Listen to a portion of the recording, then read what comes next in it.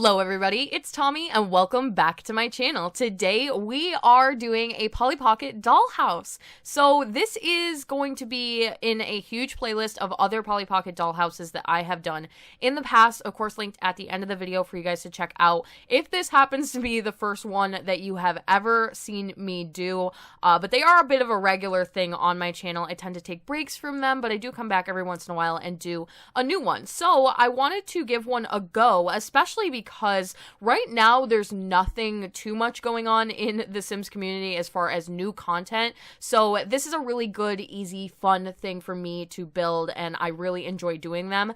And also, this is the first one I'm doing since I purchased all of the Sims packs. So there's a lot more variety available in my game, including these very, very vibrant wallpapers from Spa Day. They're kind of like lights. They act as wall lights all the way around, but the thing that I love about them is how vibrant they are in color, which is something you really honestly do need for a Polly Pocket dollhouse because of how vibrant the dollhouse colors are and all of that good stuff. So I was able to use the two versions of pink for this one, and we are actually using a photo of reference. The one I'm going off of is called the Polly Pocket 30th Anniversary Polly Pocket House. It came out recently, actually. What they did is there used to be this one, and I don't know what the original name of the Polly Pocket they were using was called, but they re-released it in new colors and a little bit of like a slightly redesign, but not too much, in like modern toys. So you could go get like a good classic Polly Pocket house, but obviously came out in 2019. So it's called Polly's 30th Anniversary Party or something to that extent. And when I was scrolling through Instagram looking for a new Polly Pocket house to make, it was literally the only one I could find over and over and over again. So I think this might be a good time to make it, since it did just recently get re-released and a lot of people are very, very excited about it.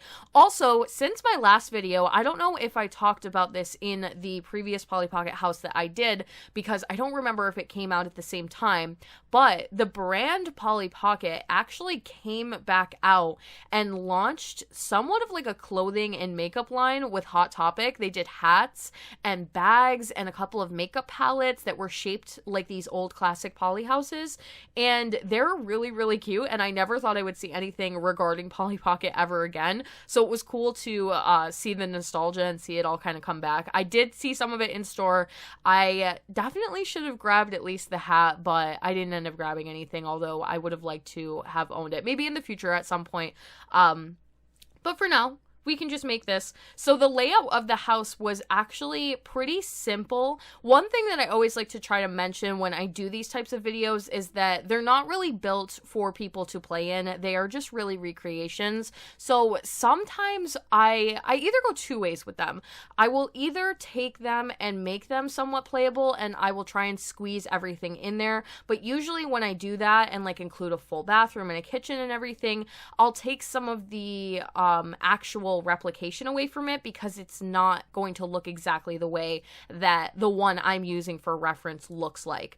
But sometimes I will just go one for one and try and recreate and not really add anything extra, and usually as a result that creates a pretty unplayable house, but fun for aesthetic purposes and just to do in general. So that is actually what we're doing today. We are doing one that is more replicated than playable, and it really didn't include a ton on the ground floor. To me, it just looked like one really, really large kitchen with a couple of areas where they had presents and gifts, and there was a lot of counter space with cards and party decorations on it, and then there was this fully set table in the middle that was kind of the big grand piece of it, that had silverware and plates and stuff all over the top of it. To throw a party. So that's basically what we're doing. I did make this downstairs a little bit smaller than some of my other ones. I found that I was having like a little bit too much room when trying to do this one. Sometimes I feel like I don't have enough room, but for this one, there was too much dead space in between all of the furniture. So I did make it a little bit smaller on the bottom and kept the same height on the top, because we ended up using almost all of it completely and fully. And these are actually my favorite shape to decorate because it's so easy. There are many different versions of Polly Pocket like shapes. I've been able to accomplish a couple of them It's a little bit tricky, obviously, with the actual shapes because they are sitting almost to look like they're opening and closing.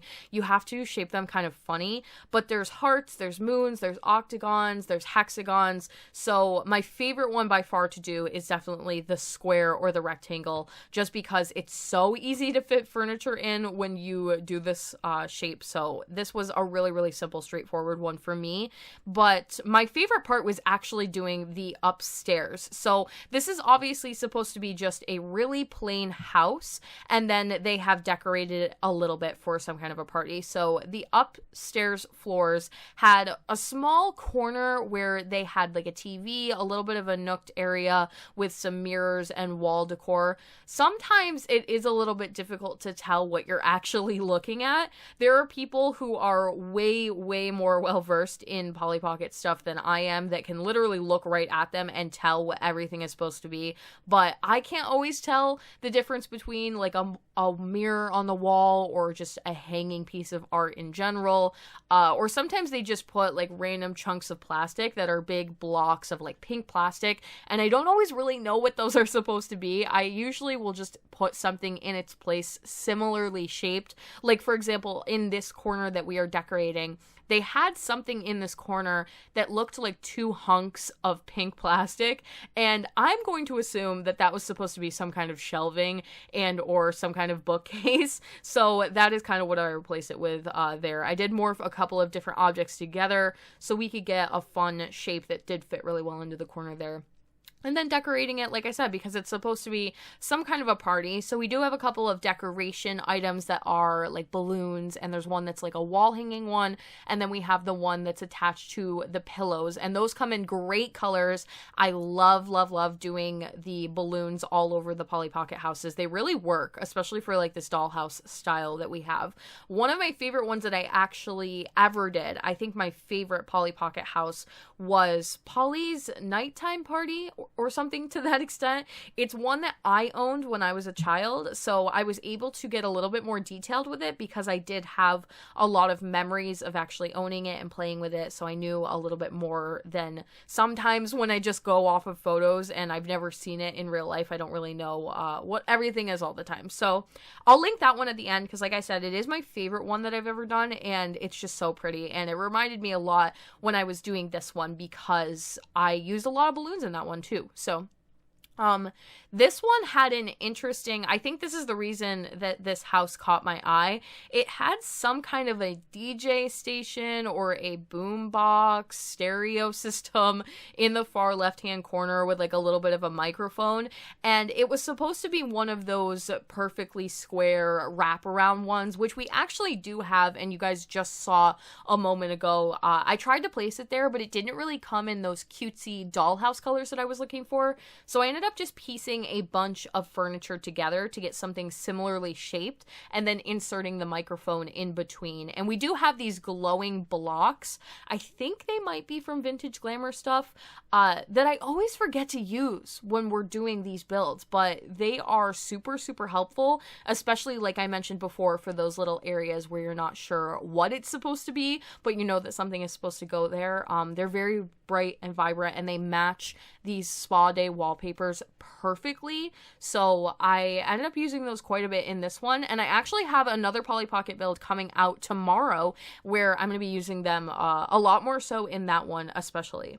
And another interesting thing about this one had a bathroom. So they don't normally have bathrooms. I've always found that to be kind of funny when it comes to Polly Pocket houses. They just don't do bathrooms very often. I get why, but if you're gonna do like a house, it does make sense to me to have like every room that a normal house would have, including a bathroom. So that one was interesting because it did have its own little one in the corner with like the front facing toilet and all of that, and then it had the full bedroom as well with the lights and the wallpaper and everything.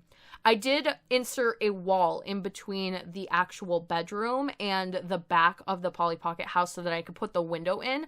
I do that so that the window doesn't clip through to the other side so that I can decorate the outside casing of the Polly Pocket house. Otherwise, you'll get a window there, and it kind of messes with the aesthetic because in the actual dollhouse, the window probably would have been a sticker. So in order to get around that, I'll sometimes just put a wall in between, and that way I can place windows, doors without it clipping through to the other side. Also did that in the bathroom. And then usually I'll try to backlight it so that it looks like it is looking outside. I wish we had like a sun sticker that I could place on the other side of that wall. We do have a fair amount of stickers now in the game, but we don't have a sun as far as I know. And then, yeah, we're just decorating the back side. It's very, very simple. I wanted it to be very clean for, like, Polly's 30th anniversary. Nothing too intricate, just 2 signs and a flower. And then sometimes I'll actually decorate the outside and do a little bit of landscaping. But for this one, I decided to just keep it pretty simple. And I don't think I did any landscaping for this. So, that is pretty much going to be the end of the video. There are going to be a couple of screenshots for you guys to check out the house a little bit more intricately. Like I said, there will be another one of these tomorrow, and then I have a very special speed build coming out that I'm very, very excited about on Saturday, I believe. So that'll pretty much round out the week. Let me know if you enjoyed this house and if you'd like to see more Polly Pocket houses, and I'm always taking requests for them on Twitter. So if you tweet me one that you would like to see, like a good resolution picture, then I will put it in my little list of to-do. And that is going to be it for today. Thank you all so much for watching. Don't forget to like and subscribe. Hit that little bell icon below to turn on post notifications so you can get updated every single time I post. And I will talk to you all in the next one.